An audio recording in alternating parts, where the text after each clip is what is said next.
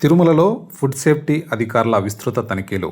తిరుమల క్షేత్రంలో పలు హోటళ్లపై food safety అధికారులు విస్తృతంగా తనిఖీలు చేపట్టారు. ప్రైవేటు హోటళ్లలో ఆహార పదార్థాల శాంపిళ్లు సేకరించారు.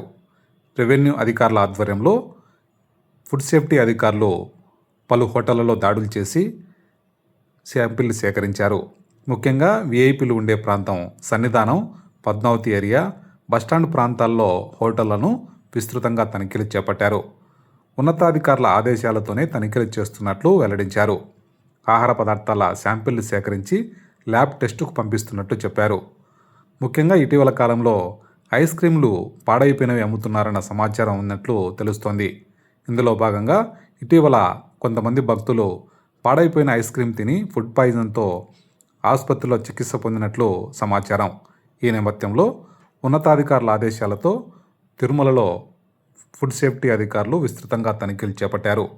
తిరుమలలో ప్రతి హోటల్ కూడా ఫుడ్ మేనేజ్మెంట్ నిబంధనలను తప్పనిసరిగా పాటించాలని ఫుడ్ సేఫ్టీ అధికారులు సూచించారు. తిరుమలకు ప్రతినిత్యం లక్షలాది మంది భక్తులు తరలివస్తుంటారు. ఈ నేపథ్యంలో భక్తులకు మెరుగైన ఆహార పదార్థాలు అందజేయాలని వారు కోరుతున్నారు.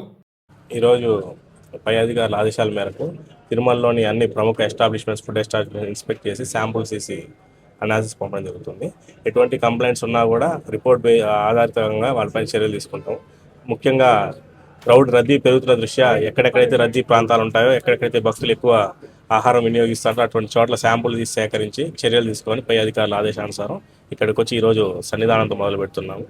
ఈ మిగతా రెస్టారెంట్స్ కూడా ఇన్స్పెక్షన్ చేసి శాంపుల్ తీయడం జరుగుతుంది. ఈ కంప్లైంట్ అనే కాదండి, బేసిక్గా ప్రముఖ విఐపీలు వచ్చే ఏరియా కాబట్టి అన్నీ తీసి టెస్టింగ్ పంపించమని చెప్పి అధికారుల ఆదేశాలు ఉంది. దాని ద్వారా వచ్చాము. ముఖ్యంగా ఐస్ క్రీమ్లు, ఈ cold ice cream, water most sensitive food items కాబట్టి వాటిపైన శాంపుల్స్ తీసి పంపిస్తాం.